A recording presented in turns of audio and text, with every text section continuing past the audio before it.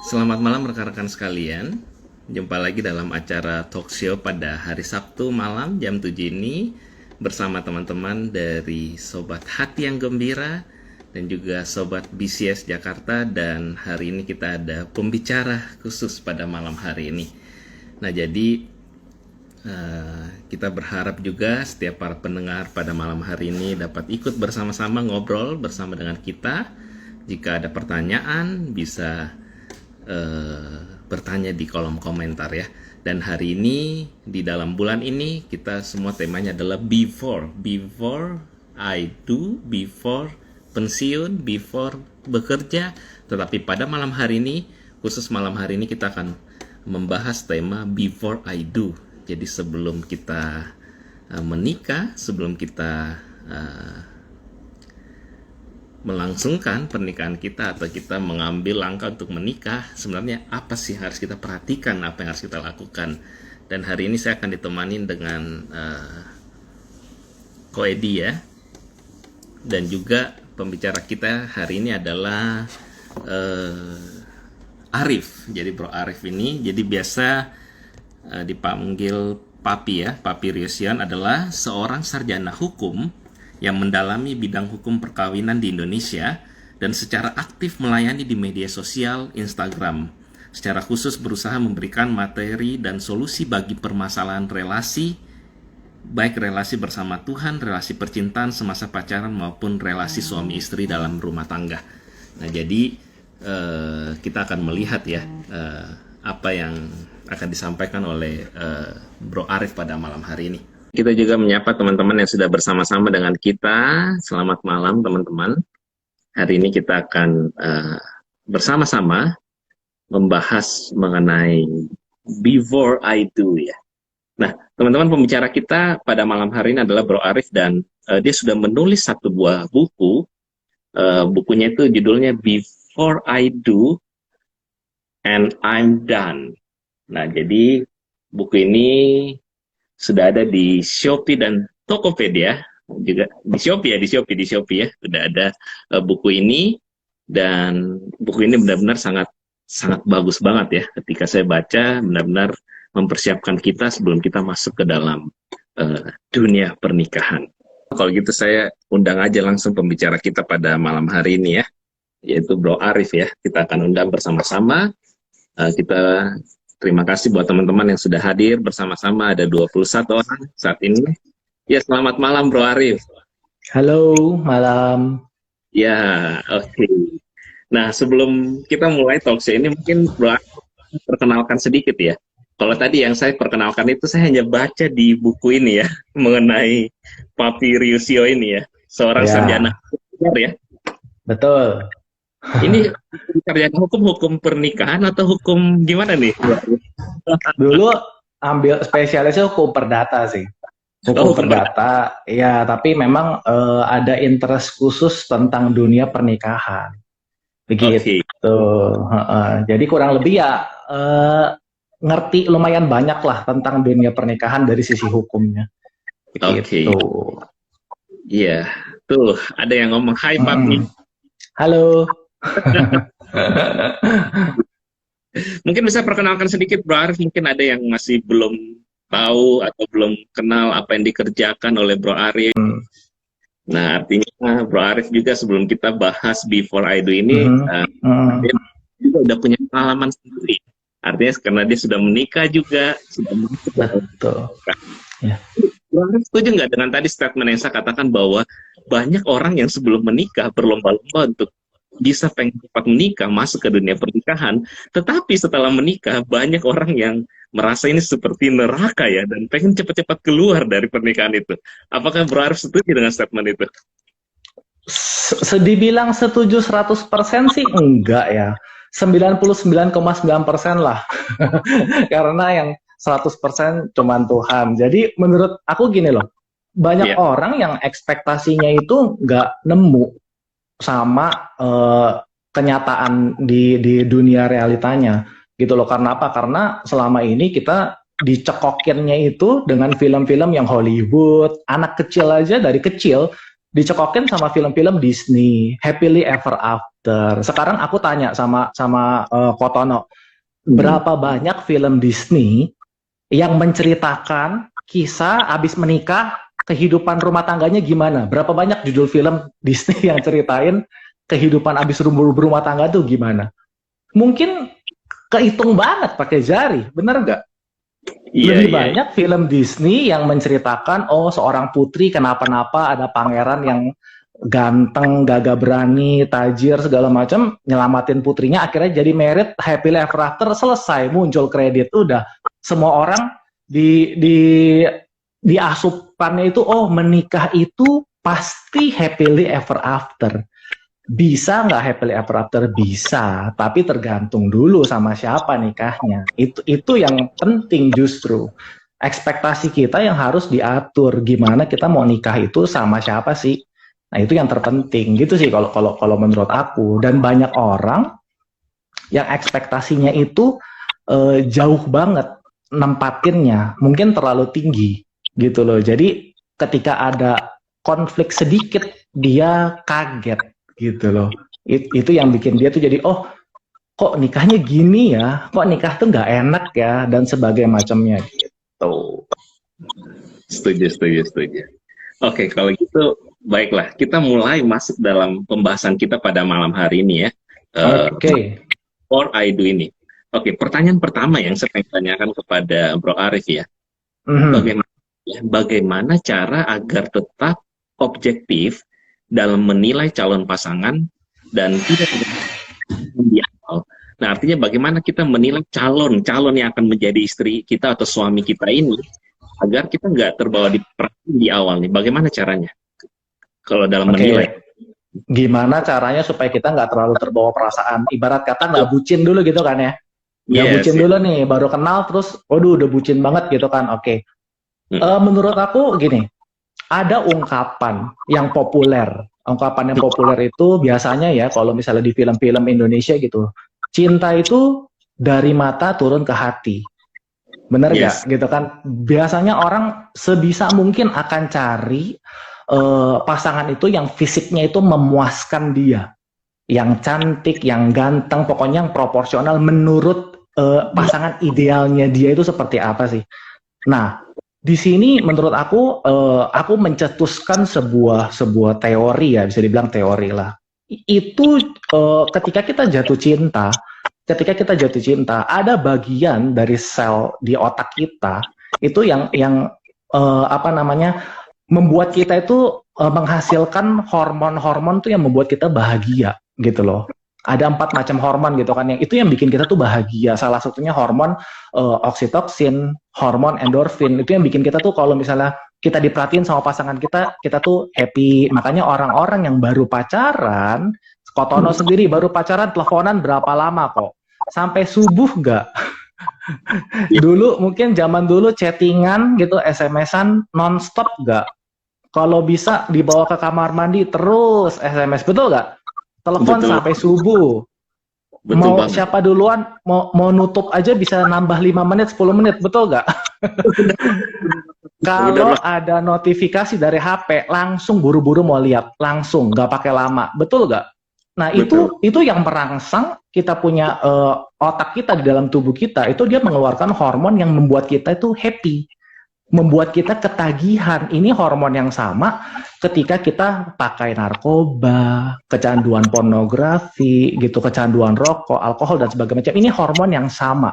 Ini hormon yang sama. Jadi bisa dibilang kalau kita belum mendapatkan orang yang tepat, ini hati-hati kejebak di sini. Jadi dari mata langsung turun ke hati kan. Kalau udah hati berperan, maka otaknya lumpuh. Kalau bisa aku bilang. Makanya aku cetuskan sebuah teori di dalam buku aku itu yang Before I Do and I'm Done itu. Aku bilang jatuh cinta itu boleh, tapi dari mata naik dulu ke otak. Jangan buru-buru diturunin ke hati, naik dulu ke otak, baru diproses di otak, habis itu baru turun ke hati. Kenapa? Simple, karena otak nggak punya hati. Hati nggak punya otak, gitu loh. Jadi kalau misalkan sampai otak kita sudah nggak berperan dengan baik, hati ini nguasain itu tuh sulit sekali. kalau misalnya pasangan kita nggak baik-baik amat, kita sulit sekali lepas. Berpikirnya itu bisa panjang. Makanya aku ada bilang, nomor satu itu yang terpenting adalah toleransi kekurangan. Kita harus toleransi kekurangan dulu nih dari si pasangan kita atau calon pasangan kita. Tadi sebutnya calon pasangan kita kan, supaya nilainya objektif gimana kan. Nah, kita harus tahu dulu apa yang paling bikin kita nggak suka yang ada di orang tersebut yang akan jadi pasangan kita. Misalnya aku, apa yang paling aku nggak suka yang ada di seorang wanita, yang aku nggak bisa toleransi, kalau sampai dia lakuin ini, aku nggak bisa toleransi.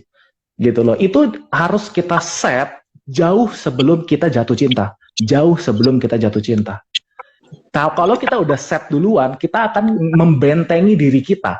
Jadi ketika ada orang tersebut dengan kriteria yang barusan yang aku bilang, aduh gue nggak mau nih sama dia nih. Muncul nih dengan segala pesonanya, dengan segala kecantikannya gitu kan. Kalau mungkin mata doang, mungkin jatuh cinta nih gitu. Mata doang. Tapi ketika otak bilang, enggak deh, dia udah begini loh soalnya. Dia punya sifat atau punya sikap yang tidak bisa aku toleransi. Kita kasih contoh ya, simpelnya ya. Ketika aku kenal seorang perempuan, tapi perempuan itu kurang ajar sama mamaku, aku pasti cut siapapun itu orangnya. Ketika baru kenal temenan gitu ya, udah ada bibit-bibit, wah nggak sopan nih orang nih. Ketemu nyokap gue kayak begini misalnya gitu ya, cut langsung, nggak pakai ini lagi, nggak pakai mikir-mikir lagi. Nah itu dari sisi aku. Tentunya kan mungkin dari sisi yang nonton, dari sisi Kotono dan teman-teman yang lainnya itu punya kriteria tersendiri. Misalnya kalau yang perempuan, gua nggak suka kalau cowok itu suka minum-minuman keras. Gua nggak suka kalau cowok itu suka judi. Nah itu kan udah ada, dia pasang boundariesnya dulu deh di dalam diri dia. Pokoknya gue nggak mau nanti punya keluarga itu di rumah itu bau asap rokok. Oke, kalau begitu ya lu jangan cari cowok yang ngerokok. As simple as that. Sesimpel itu.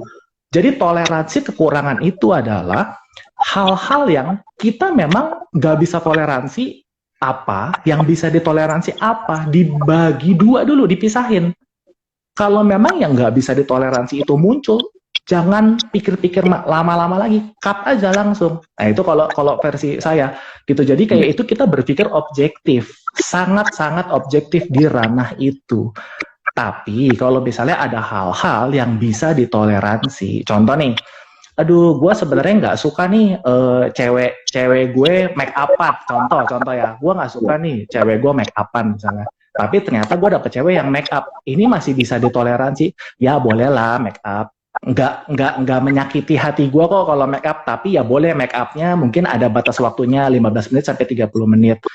Itu kita jangan komplain ke dia. Satu hari nanti misalnya udah nikah nih, mami kok lu make up 3 jam sih gitu loh. Jangan di frontalin ke orang itu, karena kita udah mengkategorikan itu adalah kekurangan yang bisa kita toleransi. Sesimpel itu. Itu aja sih kalau jawaban dari aku. Oke, gitu. saya cukup tertarik tadi ya. Kalau biasanya orang dari mata turun ke hati ya. Tadi Bro Arif punya satu teori dari mata naik ke otak dulu ya. Yes. Oke, saya pengen tanya nih sedikit Bro Arif mengenai itu. Yeah. Kan, ya. Kalau kita lihat wanita biasa lebih banyak main di hati ya, perasaan wanita ya. Kalau pria dari mata dia lihat naik ke otak, ya mungkin masih bisa karena pria lebih logika ya. Nah, bagaimana kasusnya untuk kalau yang wanita nih, apakah dia bisa kalau dia udah jatuh cinta atau dia udah suka banget sama itu orang, apakah dia bisa naikin ke otak dulu? Apa kalau wanita hanya perasaan dia udah disentuh dia udah senang gitu? Gimana Bro? Oke, aku garis bawahin dulu ya. Di sini kita tidak boleh menggeneralisasi semua wanita itu tidak memiliki pikiran yang kritis seperti lelaki. Itu menurut aku agak keliru. Wanita itu justru memiliki pikiran itu yang tajam dan dia dilengkapi dengan feeling yang kuat. Kalau si laki-laki ini ada apa-apanya nih, coba boleh dicek kalau para lelaki selingkuh, istri itu pasti tahu gimana pun caranya, pasti dia tahu. Itu feeling istri itu kuat sekali gitu loh. Jadi buat yang laki-laki ini jangan coba-coba selingkuh di luaran sana gitu. Nah jadi menurut aku adalah untuk para wanita yang merasa kayak aduh gue bisa rentan bucin nih kalau ngelihat cowoknya ini ganteng banget, misalnya kayak David Beckham, sebutlah seperti itu, ganteng banget, gue bisa bucin nih, bisa nggak tahan deh kalau ngelihat dia udah besok dilamar, hayo lah, misalkan kayak gitu ya. Nah, itu makanya tadi aku bilang di awal, kita harus mempersiapkan benteng kita jauh-jauh hari sebelum kita jatuh cinta. Itu paling mudahnya seperti itu. Jadi buat teman-teman sekarang, teman-teman yang perempuan yang masih single, masih jomblo, langsung tulis kriterianya, gue apa sih yang paling gue nggak suka nih yang ada di cowok. Itu justru yang paling terbaik di saat orang belum naksir siapa-siapa. Menurut aku begitu kok. Jadi ketika dia belum main hati dia, otaknya itu harus main dulu. Ketika otaknya bilang enggak, cut, stop. Itu cara pertama. Cara kedua, perhatikan orang-orang terdekat kita. Berapa banyak ayo teman-teman kita yang perempuan punya best friend itu perempuan yang lain juga gitu ya. Kalau misalnya dia dekat satu cowok, temennya bilang, kayaknya jangan deh sama si itu. Kayaknya jangan deh sama si yang ini nih. Soalnya dia begini. Banyak ini terjadi. Tapi apa yang terjadi? Orang jatuh cinta nggak bisa dibilangin. Kan begitu kan? Orang jatuh cinta nggak bisa dibilangin. Sampai kepalanya kejedot tembok, jeduk, baru aduh sakit. Udah sakit kejedot tembok disuruh tinggalin, gue udah terlanjur sayang, mungkin besok dia berubah kali kalau udah nikah. Kan begitu kasusnya, kan begitu masalahnya. Nah jadi kalau memang orang-orang terdekat kalian, teman-teman, mama, papa, saudara, kakak, adik gitu ya, yang bilang kayaknya lu boleh dia pertimbangin lagi deh ini cowok, soalnya gue lihat cowok ini bla bla bla bla bla bla. Kita harus mempertimbangkan ulang. Kenapa? Karena you kenal sama cowok itu berapa lama? Orang tua kita kenal sama kita berapa tahun, berapa puluh tahun. Teman-teman terdekat kita kenal kita berapa lama. Mungkin teman-teman kita jauh lebih mengenal kita dibandingkan cowok itu yang baru kita temui. Jawaban aku sesimpel itu. Gitu. Jadi perhatikan lingkaran utama kita, keluarga, teman dekat, teman main kita, gitu. Oke. Wow, ini jawabannya kalau di soto ini daging semua nih ya. Dia udah daging. Soto. Oke, kita lanjut. Kenyang dong. Bro Arif, before I do ya. Jadi pertanyaan selanjutnya nih yang saya pengen tanyakan ini, sebenarnya apa sih tujuan utama dari kita menikah dan kenapa harus menikah gitu ya? Menurut pandangan Bro Arif seperti apa? Oke, pertama aku mau koreksi dulu pertanyaannya. Kalau pertanyaan kenapa kita harus menikah, pertanyaan aku adalah, aku balik tanya ya, siapa emang yang harusin kita nikah? Emang siapa yang mengharuskan kita nikah? Apakah Tuhan mengharuskan kita nikah? Menurut aku jawabannya nggak sesimpel itu. Kan ada orang yang bilang, tapi kan di salah satu kitab suci bilang, beranak cuculah dan bertambah banyak, penuhilah bumi ini, bla bla bla bla bla bla. Loh, bumi itu udah 7 miliar lebih loh, udah banyak banget ini orangnya. Nggak perlu kita tambahin lagi juga udah kepenuhan gitu. Dan kedua, banyak orang-orang yang memang sampai hari dia meninggal, itu tetap single kok. Iya, gitu loh, tetap single kok, dan berbagai macam agama manapun juga akan ada tokoh-tokoh seperti ini yang single sampai akhir hayatnya dia. Apakah itu salah? Tentu tidak. Apakah itu dosa? Enggak kok. Itu dulu yang harus kita ketahui. Nggak ada yang suruh kita tuh harus nikah. Nikah itu hak, bukan kewajiban. Tapi zaman sekarang ini lebih banyak orang-orang generasi di atas kita merasa nikah itu wajib tahu supaya bisa punya anak. Nanti kan dilihat anaknya tuh mirip siapa, papa, mamanya. Nggak penting sih sebenarnya. Menurut aku sebenarnya nggak terlalu penting gitu loh. Karena ketika kita punya anak ada tanggung jawab yang harus kita emban setelah itu, dan itu seumur hidup kita embannya. Jadi jawabannya, kalau kita nikah itu harus apa enggak? Jawabannya enggak. Tapi kalau kita nikah, buat apa sih? Tujuannya kan buat apa sih? Nah, di sini aku nggak bisa jawab secara spesifik kayak, oh nikah itu harus A, harus B, harus C tujuannya. Nggak bisa, karena banyak orang, dan ini sangat subjektif sekali, orang-orang itu akan punya, dia punya alasan sendiri untuk nikah itu seperti apa. Jadi aku nggak akan mau menggiring opini, oh kalau nikah itu yang bener harus begini. Enggak, tapi yang pasti aku garis bawahin satu, pernikahan itu fungsinya bukan hanya untuk menghalalkan apa yang haram dilakukan sebelum pernikahan. Itu satu, itu yang pasti satu. Kedua, nikah itu bukan untuk cari teman berantem setiap hari sampai seumur hidup, tentu bukan. Ketiga, nikah itu bukan hanya untuk punya anak. Kalau misalkan kita merasa dengan punya anak, maksudnya kita mau nikah nih hanya kalau misalnya hanya punya anak doang nih, kalau nggak punya anak ya lebih baik nggak usah nikah. Ini akan jadi berbahaya. Kenapa? Karena banyak dari kita yang memang tidak atau belum dikaruniai oleh Tuhan seorang anak. Lantas apakah mereka harus berpisah? Pertanyaannya itu, apakah harus berpisah kalau misalnya sampai tidak bisa memiliki seorang anak? Masalahnya suami dan istri bergabung aja itu udah jadi sebuah keluarga loh.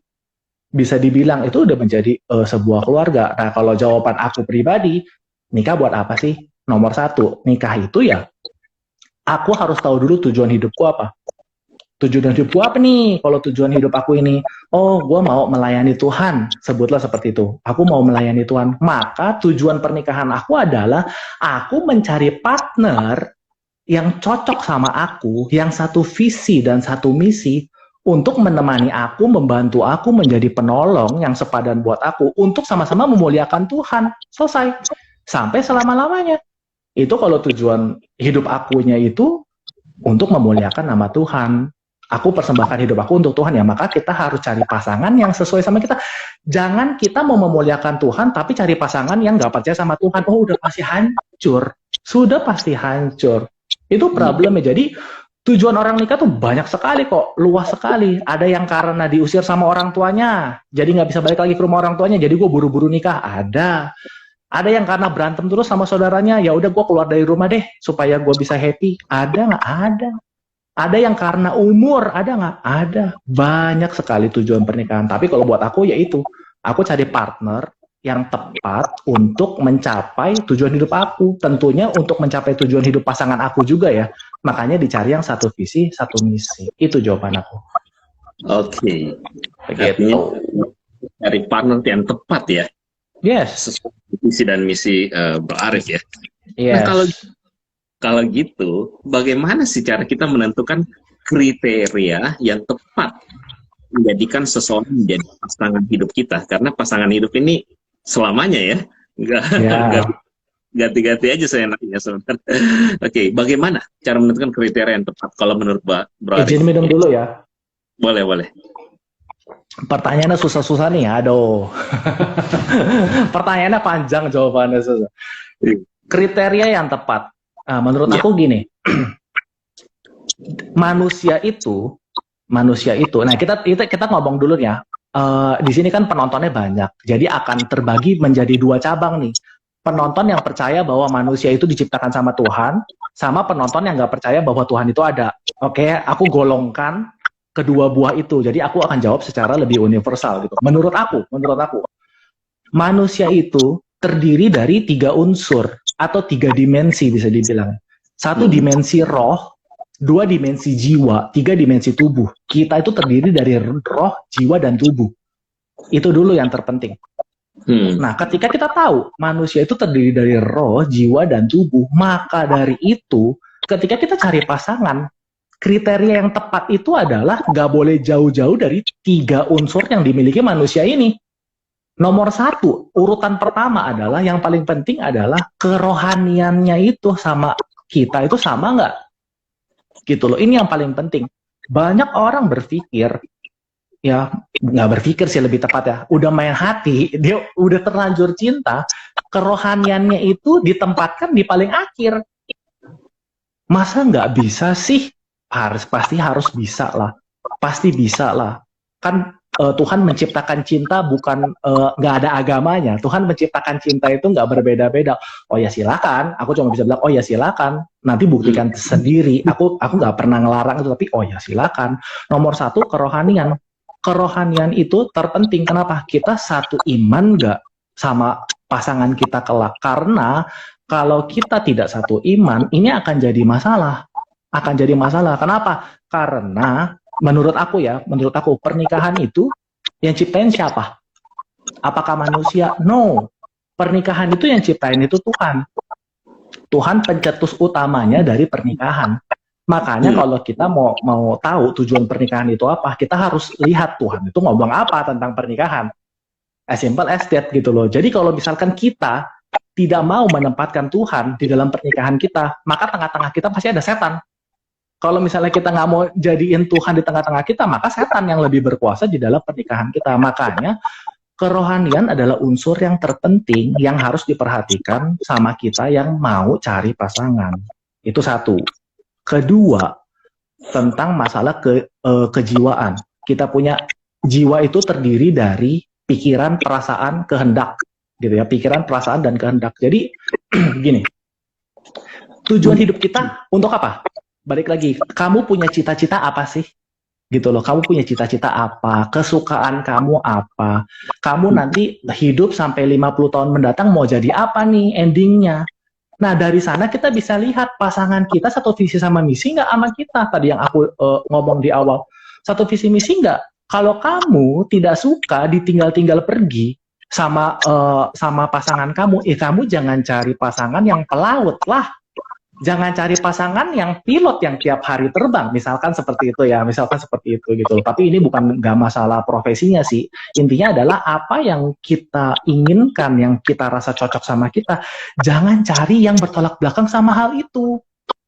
Gitu loh. Kalau kita mau, yang tadi aku bilang, kalau kita endingnya itu misalnya, oh aku mau jadi artis. Misalnya gitu, mau jadi artis bintang film sebutlah seperti itu, ya kamu jangan cari pasangan yang tidak mendukung keartisan kamu, sesimpel itu dari sisi jiwa gitu loh, karena itu akan mempengaruhi kita dan itu pertengkaran itu banyak terjadi itu di ranah kejiwaan, di ranah pikiran, perasaan dan kehendak. Jadi si cowok, si istri dan si suami itu berantem itu karena jiwanya itu terganggu kok.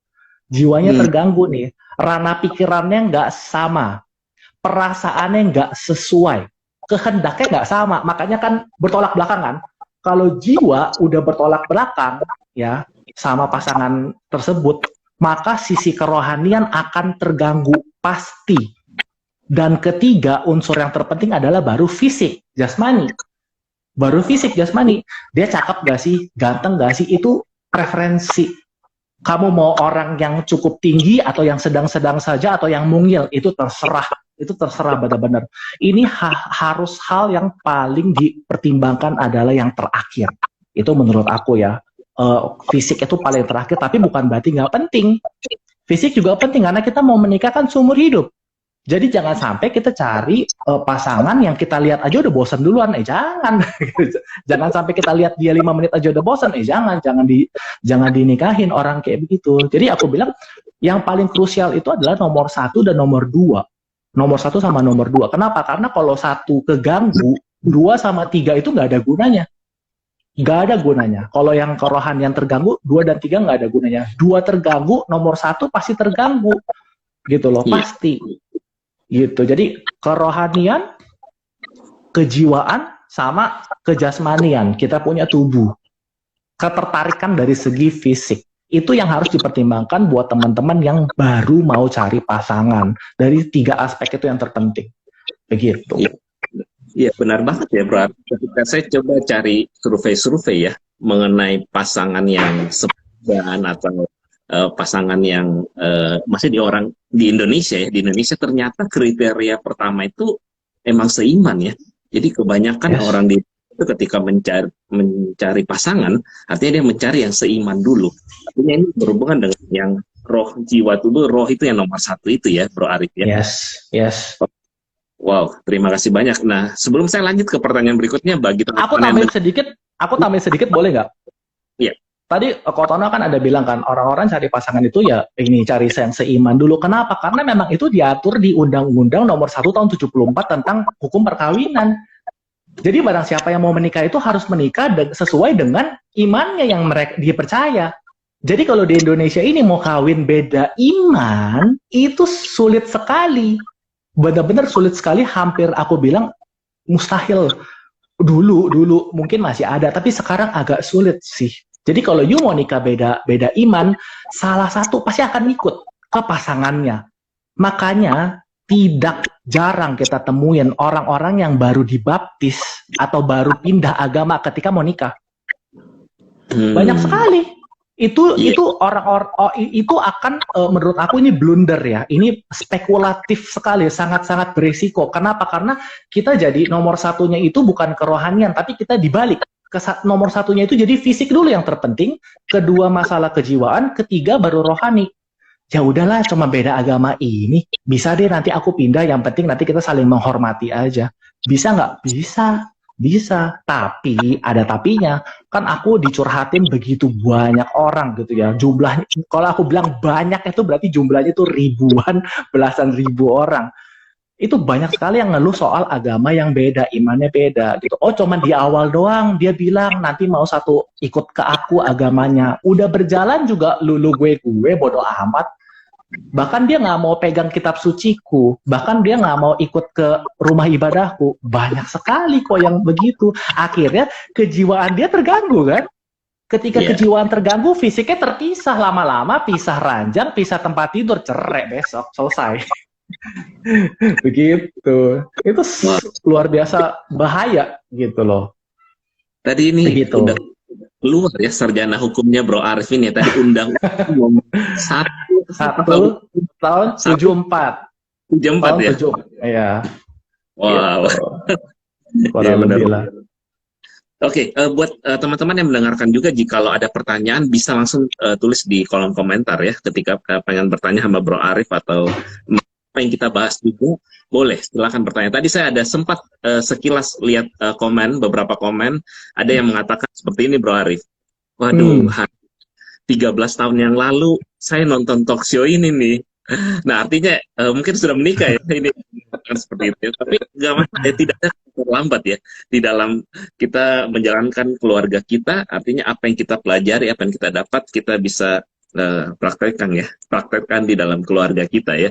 Dan banyak juga yang mengatakan benar, that's true, mantap, seperti itu ya. Nah, kita lanjut nih Bro Arif, pertanyaan berikutnya. Nah, kalau tadi udah ada kriteria seperti itu ya, nah apakah salah kalau kita menjadikan mapan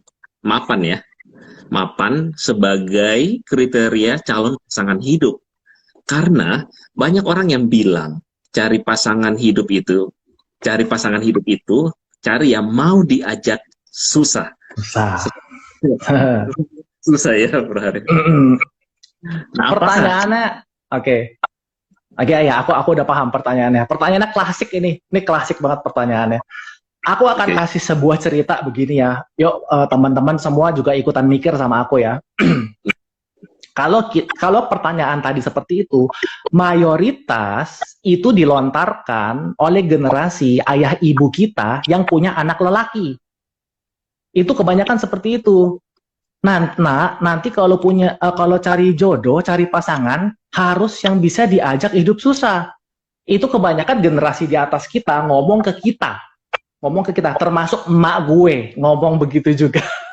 Ngomong gitu, nanti kalau cari cewek itu yang bisa diajak hidup susah, jadi nanti dia akan temenin lu walaupun lu bangkrut bla bla bla bla. Itu jangan yang bagus sekali, tapi akan blunder, sangat spekulatif sekali ketika kita punya dua anak yang berlawanan jenisnya.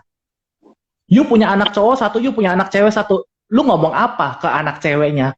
Nanti kalau cari cowok harus yang tajir, harus yang kaya, yang mapan, bla bla bla bla bla bla. Punya anak cowok bilang kalau cari cewek yang bisa diajak hidup susah. Punya anak cewek bilang kalau cari cowok harus yang kaya, sebutlah seperti itu. Ini apakah nggak berlawanan? Dia punya ajarannya. Jadinya kalau semua orang, kita bayangkan ya, semua orang di dunia ini, semua lelaki ikutin mamanya, semua perempuan ikutin mamanya juga, ketemu nggak gua tanya? Ada yang jadi nikah nggak? Kagak ada bro. Kagak ada yang jadi nikah. Orang ceweknya disuruh cari cowok kaya, cowoknya disuruh cari cewek yang jangan mata duitan kok. Bener nggak? Iya. Semudah itu kan bisa dibilang. Jadi menurut aku, di sini harus ada yang dilurusin pemikirannya. Kalau misalnya tadi Kotono bilang, salah nggak sih cari yang mapan? Pertanyaan aku, definisi mapan apa? Definisi mapan apa dulu? Dilurusin dulu nih. Apakah mapan itu kalau you punya kartu kredit itu unlimited, mau gesek berapa aja itu bebas? Apakah kalau you punya mobil Lamborghini, rumah mewah di mana-mana baru itu kategorinya mapan? Itu beda orang, beda persepsi. Ya, jadi kalau menurut aku, kalau ditanya Kalau ini pertanyaannya ini dari wanita, menurut aku ya, pasti ini dari wanita ini gini, salah nggak sih gue kalau cari cowok yang mapan? Jawabannya, kalau lu cari cowok yang mapan itu pengertiannya adalah bukan harta bapaknya, ya, itu harus. Itu bukan harta bapaknya, bukan harta warisan. Jadi, lu cari cowok yang mapan itu berarti apa? Mapan itu mentalnya, pikirannya itu harus mapan dalam arti apa? Dia harus bisa bedain. Dulu gue pacaran, sekarang gue nikah. Nikah itu berarti ada tanggung jawab yang diikut sertakan setelah setelah kita bilang sah nih nikah. Berarti ada tanggung jawab ini yang harus dijalankan ini. Nah, itu penting untuk mencari pasangan atau lelaki yang punya pikiran seperti itu, bertanggung jawab.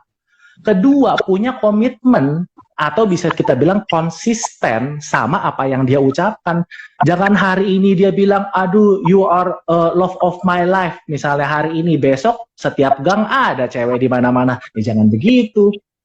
Gitu loh. Setelah itu, dia harus tahu, andai kata Tuhan menganugerahi seorang anak. Loh, anak itu punya berdua. Investasinya berdua. Ya kalau gitu harus dirawat berdua, diurus berdua. Jangan cuman lempar benih abis itu pergi. Jangan begitu. Bener gak? Jadi kalau misalkan kita sebagai seorang laki-laki, ya ada anak kita harus bantu urus, minimal ikut mendidik. Itu menurut aku. Jadi kalau misalnya para lelaki ini hanya ingin aktivitas pembuatan anaknya doang, tapi nggak mau ikut ngerawatnya, di sini akan timbul masalah yang sangat besar menurut aku. Ini masalahnya ini akan berefek panjang, yang bikin para hati wanita itu jadinya dia menjerit di dalam kesunyian. Cuma bisa nangis aja, baby blues di mana-mana, capek ngurusin anak, disuruh papi tolong pegangin anak sebentar dong, saya mau pipis, pegang sendiri. Nah, apa nggak berantem? Ini banyak sekali wanita yang akhirnya menjadi menderita secara fisik dan psikis karena punya suami tidak siap mentalnya untuk menikah, atau bisa aku bilang nggak mapan, dia belum mapan secara mental. Kalau mapan secara materi lebih mudah untuk dicari daripada kesiapan mental, karena kesiapan mental itu dibangun dari sejak dini, dari SD, SMP, SMA, kuliah, itu dibangun semuanya. Tapi kalau hari ini, misalnya Kotono hari ini kenal sama orang tertentu yang punya perusahaan X. Kotono orangnya baik, ditawarin pekerjaan, tiba-tiba gajinya 70 juta. Apakah nggak mendadak mapan? Mendadak mapan dong, atau gajinya 150 juta. Mendadak mapan kan? Tapi mental kita mau diasah di mana? Kalau udah umur 30-an, umur 40, nggak bisa. Harus dari semula banget. Gitu. Jadi kalau mapan secara psikis harus, ya itu jawabannya harus. Tapi kalau mapan secara finansial, menurut aku cari cowok yang mau berusaha untuk kamu. Cari cowok yang gak menyerah ketika dia terjatuh, mau bangkit lagi. Even hari ini kamu cuma makannya mie instan terus, tapi besok hari nasib kita siapa yang tahu. Bisa jadi berubah. Tapi cari orang yang memang mau berjuang demi kamu. Makanya waktu itu aku pernah bilang di Instagram aku ya, aku ada repost satu buah postingan gitu ya. Cewek itu diuji ketika si cowok itu nggak punya apa-apa.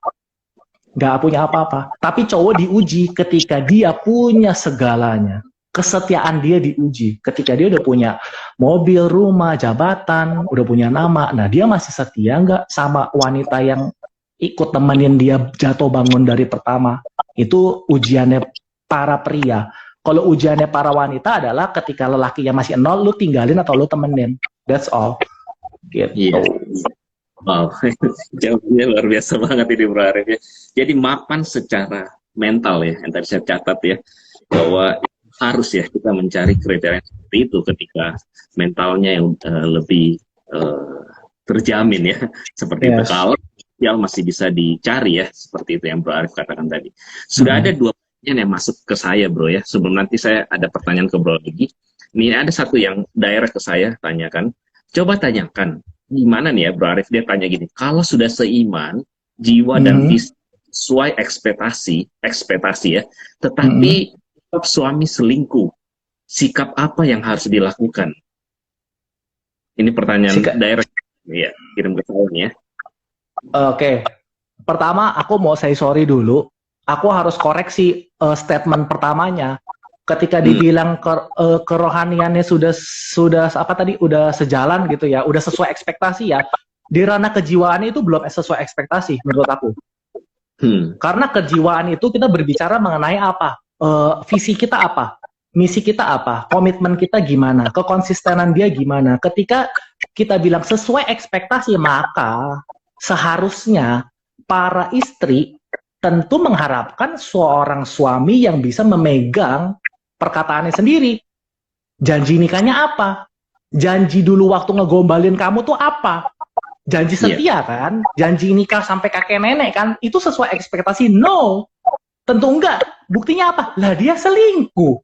Berarti ekspektasi kamu sama orang itu nggak nyambung gitu loh. Itu dari ranah kejiwaannya, pikirannya nggak sesuai. Dia nggak bisa mengerti perasaan kamu ketika dia itu menyelingkuhi kamu. Itu nggak nemu. Ada istri yang kalau misalnya para suami hanya jajan di luar, jajan ya, jajan dalam tanda kutip ya, jajan di luar, fine-fine aja. Fine-fine aja. Ada istri yang seperti itu. Ada istri yang lu jajan, pijit plus-plus sekalipun, besok kita cerai. Ada nggak? Ada, banyak. Jadi itu balik lagi nih, yang tadi aku bilang dari awal, toleransi kekurangan. Lah kamu bisa toleransi seorang pria itu sampai mana? Kalau dia jajan lu oke nggak? Maksudnya kalau dia main PSK lu oke nggak? Kalau misalnya sampai dia ada main hati sama orang lain oke nggak? Ada yang oke loh, ada yang oke. Yang penting jangan sampai punya anak, dia bilang kayak gitu. Ada yang oke. Jadi itu toleransinya kita itu kan nggak nemu nih, ekspektasinya kita nggak nemu sama si suami kita. Aku nggak tahu orang ini yang bertanya apakah dia sudah pernah membicarakan hal ini sama suaminya atau belum. Atau jangan-jangan orang ini berpikir kayak semua cowok harusnya tahu lah ya kalau cewek itu nggak mau disakitin. Semua cowok harusnya tahu lah ya kalau misalnya cewek itu maunya cowok yang setia. Belum tentu sis, belum tentu. Belum tentu. Gak semua cowok itu punya tingkat kepekaan yang sama. Apalagi kalau bagi makhluk yang namanya perempuan sering mengkategorikan cowok itu makhluk yang paling gak peka di seluruh dunia. Makanya kita harus ngomongin semuanya. Semuanya itu harus diomongin apa yang jadi ekspektasi kita. Ketika kapan? Ya pacaran. Jangan udah pas nikah baru diomongin, telat. Begitu. Iya. Oke. Cukup menjawab ya, cukup menjawab ya. Dan ini ada yang komen, kok nanti jangan lupa di save, topiknya bagus banget soalnya. Oke, ini pasti di save ya. IG Live-nya di save, nanti bisa dinonton ulang lagi. Nah, kemudian aku tambahin sedikit tadi kan dia tanya. Jadi sekarang harus gimana gitu kan? Kalau setelah cowoknya selingkuh harus gimana? Ya. Itu jawabannya nggak bisa aku yang jawab. Aku nggak bisa langsung jawab. Oke, lu ceraiin aja. Nggak bisa.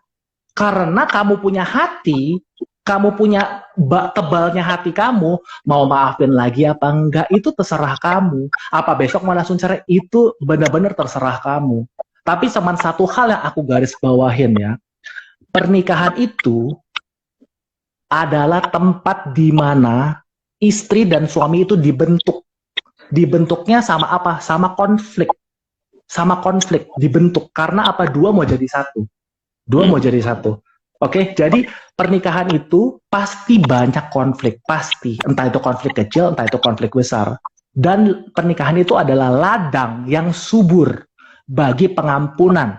Jadi kalau you punya hati hari ini tidak bisa mengampuni, lebih baik jangan nikah. Karena kita suami istri pasti bikin salah kok, pasti ada bikin salah. Jadi kalau nggak bisa mengampuni, lebih baik jangan nikah, temenan aja.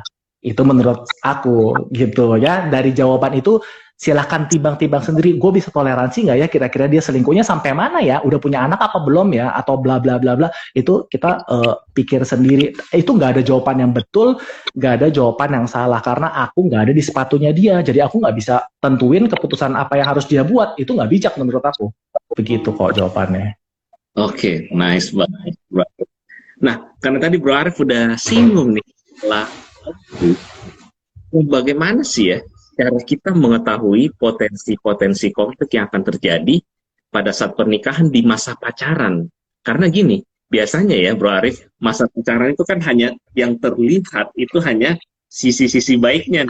Kalau kayak produk itu promosinya nih pada saat pacaran ya. Tapi bagaimana cara kita mengetahui potensi-potensi itu, Bro, ketika kita udah masuk di dalam dunia pernikahan itu? Ini yang nanya kamu atau Koko yang nanya atau ada yang nanya di ini nih di chat? Ini saya yang bertanya ya. Oh Saya iya, yang pantesan pertanyaannya agak susah soalnya. Oke, jadi begini ya. Iya. Kita bisa bilang ya, semua orang itu pasti pakai topeng. Kamu boleh cek dimanapun juga, ketemu orang, mana mungkin coba Kotono bayangin ya, kenalan sama orang, hai, aku mantan pelacur, atau hai, aku mantan narapidana. Gak mungkin. Pasti semua orang mau image yang terbaik yang ditujukan kepada orang lain itu, betul gak? Nah, Betul. di sini yang bisa dibilang agak harus hati-hati. Nah, jadi kalau aku punya teori ya, baru teori nih, yang aku tulis juga di buku aku. Jadi, kita itu seberapa dalam bisa kenal sama seseorang. Ya, kalau kita waktu temenan, maksimal yang kita bisa ketahui dari dia itu 30%. Maksimal. Bisa kurang nggak bisa. Kalau lebih potensinya apa? Jadi friendzone. Kalau lebih. Ya jadi kalau misalnya 30% itu udah maksimal. Ada hal-hal yang kita nggak bisa kenali ketika kita masih jadi teman sama dia. Harus naik ke tahap berikutnya. Ini kita ngomong untuk dijadikan pasangan hidup ya. Jadi kalau misalkan temenan maksimal 30%. Lewat dari temenan, masa pacaran kita sebut. Ini maksimal 50%. Bisa dicapai pengenalan kita. Lewat dari pacaran, kita sampai akhirnya jadi nikah, maksimal tadi 30 tambah 50, 80, sisa 20%. Ini 20%-nya apa? Penyesuaian. Oh, status gue jadi suami, kewajiban gue apa aja sih? Oh, gue kalau istri bebersih, gue harus bantuin loh. Penyesuaian. Biasa selama ini dilayanin, punya mama, punya mbak dilayanin, tapi sekarang nggak punya mbak di rumah, istri cuci baju, kita bantu loh, cuci piring kek, nyapu kek, ngepel kek, ini penyesuaian. Si istri pun juga harus menyesuaikan status dia jadi istri itu gimana. Ya, itu jadi 20%-nya. Nah, apa yang terjadi? Tadi Kotono nanyakan gimana caranya untuk meminimalisir potensi konflik. Caranya sangat simpel. Maksimalkan pengenalan kita terhadap orang yang kita mau jadikan pasangan hidup itu selagi jadi temenan. Jadi kalau bisa pas temenan itu jangan cuma 1 hari, 2 hari, gila ini gue jatuh cinta banget sama dia, besok kita lamar deh. Gue bilang sama emak gue besok kita lamar. 1-2 hari lu kenal macem mana gitu loh, maksudnya ya lu itu beli kucing dalam karung. Itu bener-bener lu beli minuman gak tahu rasanya apa aja deh gitu loh, pas sedot baru oh ternyata pahit ya gitu loh. Itu pertemanan itu sangat penting 30%. Dan yang terpenting adalah masa pacaran 50%. Di sini kita korek semuanya sebisa mungkin, kita korek, kita komunikasi. Makanya nih aku bilangnya, makanya banyakin dating. Dating itu apa? Dating itu bukannya nonton bioskop sama makan doang, Bu. Dating itu adalah kita ngobrol sama dia, menyelaraskan frekuensi pemikiran kita sama pemikirannya dia. Cita-citanya apa, kerjaannya apa, pandangan dia terhadap kerohanian seperti apa, hobinya apa, bla bla bla bla bla. Besok kalau misalnya kita terjadi konflik, penyelesaiannya gimana? Itu semua itu diomongin baru ketika kita udah pacaran. Jadi kalau misalkan kita minim ya, sebutlah temenan baru kenal 5%, pacaran cuma 15%. Jadi 20% dong. Siap-siap ledakan, buka dulu topengmu itu tuh pas ketika merit gitu loh. Bener-bener lu serigala berbulu domba, lu nggak tahu. Ketika dia buka jeng-jeng, nah lu baru ketahuan 80%-nya itu dia lelaki macam apa, ternyata dia udah punya istri, anaknya 2 di pengkolan sana, kita nggak tahu. Kenapa? Karena kita nih perpacarannya itu kenalnya sedikit sekali. Itu yang menurut aku jadi bermasalah. Kalau kita mau konfliknya itu sangat minim, berarti pengenalan kita ketika lagi pertemanan dan pacaran harus maksimum sekali. Harus benar-benar kenal banget. Bahkan orang yang benar-benar kenal aja pas nikah itu 20%-nya itu sangat mengejutkan loh. Sangat mengejutkan. Masih bisa bikin terkejut. Yang terkejut apanya? Ya mungkin dari sisi orang tuanya, dari sisi mertua, dari sisi kakak ipar mungkin bikin terkejut, bisa nggak? Bisa. Gue baru tahu ternyata suami gue kalau udah gue berhadapan sama mertua, sama kakak ipar, ternyata dia ngumpet di kamar mandi, misalnya seperti itu, gitu ya. Kita kan baru tahu ketika itu nikah, bener nggak? Kita nggak bakal bisa tahu ketika lagi pacaran, dan apalagi temenan, kita nggak bisa tahu. Oleh karena itu, kita harus maksimalkan percakapan kita ketika pas pacaran.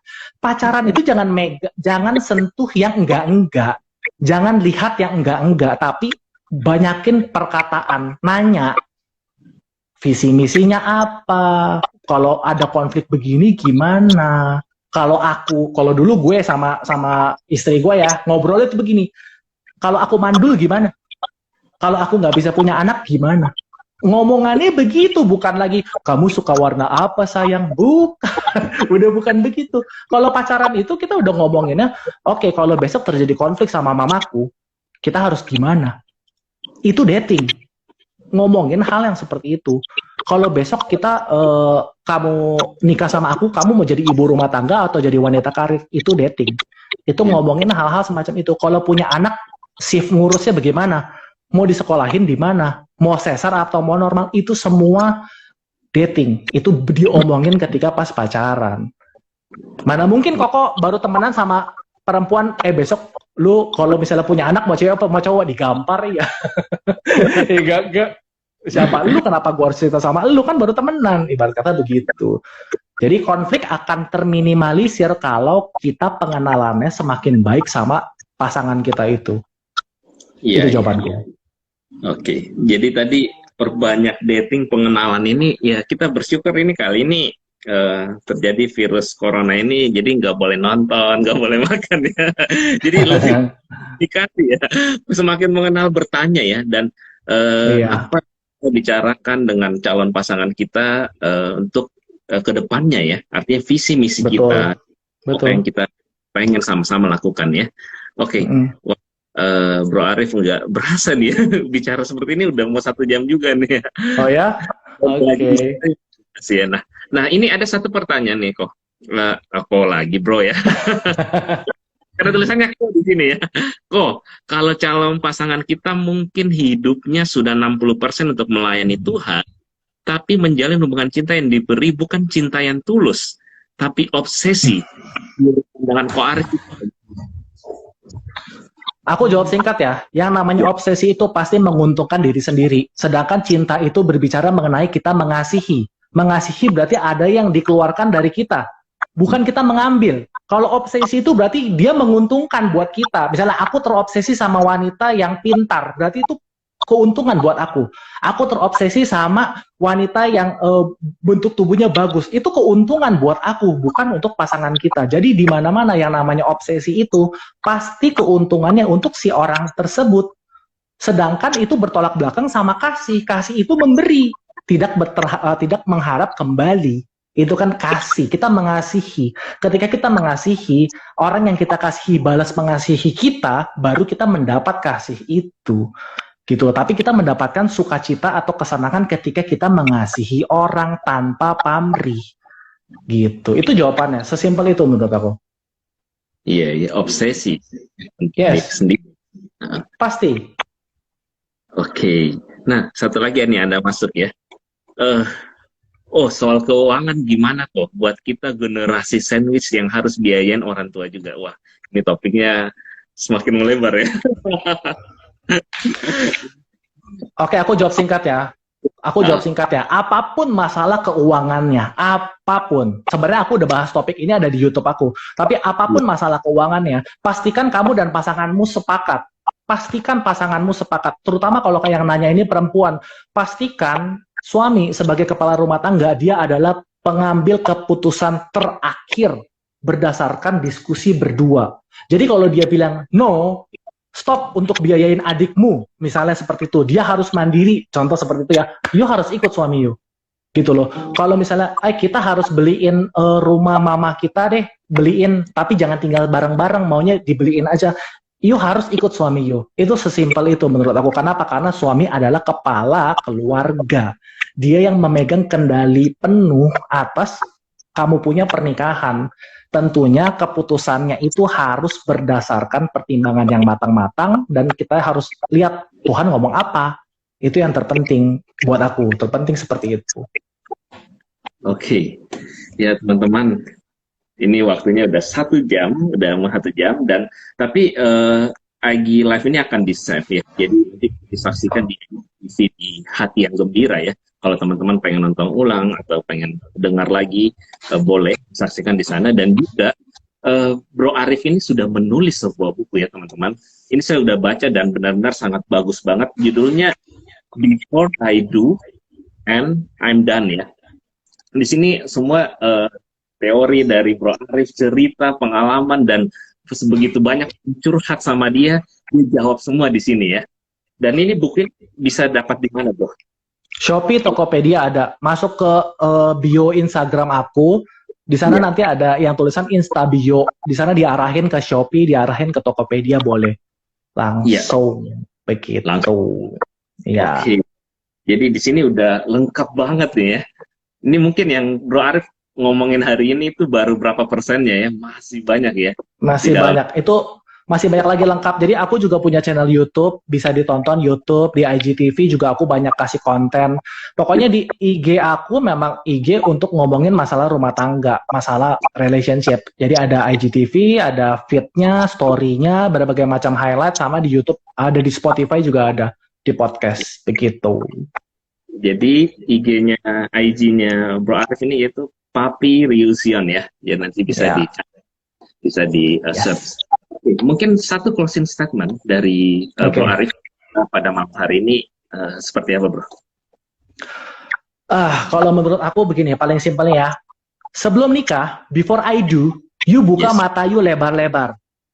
Ketika you sudah nikah, you tutup mata you rapat-rapat. Maksudnya apa? Kenali semua keburukan pasanganmu, karena ya 100 kecocokan gak ada gunanya kalau ada satu keburukan yang kita nggak bisa toleransi.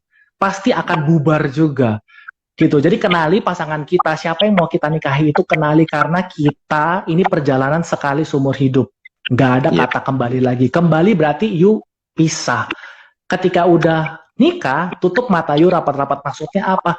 Loh, kan kita harus sudah tahu kita nerima pasangan kita itu apa adanya gitu loh ya. Kalau misalnya kita nggak bisa menerima pasangan kita apa adanya, harus mau ketika pacaran disuruh putus. Itu jawaban dari aku.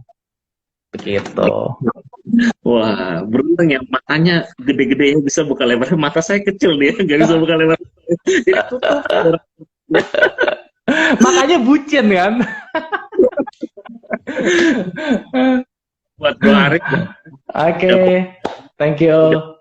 Kita semua kiranya menjadi satu pembelajaran juga ya bagi kita. Before I do, sebelum kita melangkah masuk ke dalam dunia pernikahan yang one way itu ya, yang satu kali aja itu, kita benar-benar dengan lebar-lebar ya. Dan ketika udah masuk dalam dunia pernikahan, kita tutup mata dengan rapat-rapat ya. Ya bukan. Masih banyak. Maksudnya tutup mata itu maksudnya enjoy kok, harus di-enjoy gitu loh. Boleh, nanti kita kapan-kapan undang Bro Arif lagi nih, masih banyak tema. Oke. Makasih juga buat teman-teman yang sudah hadir bersama-sama pada malam hari ini, Sobat Hati yang Gembira di CS Jakarta dan teman-teman lainnya. Mungkin masih ada pertanyaan yang kita belum bisa bahas karena keterbatasan waktu, tetapi bagi yang udah tahu IG-nya Papi, bisa langsung DM direct ya, atau bisa segera bukunya ya. Nah, kita bisa baca banyak banget pembelajaran di sana. Oke, terima kasih. Selamat malam, Bro Arif. Thank you semua. Berikutnya ya. Oke, Bye-bye. bye-bye.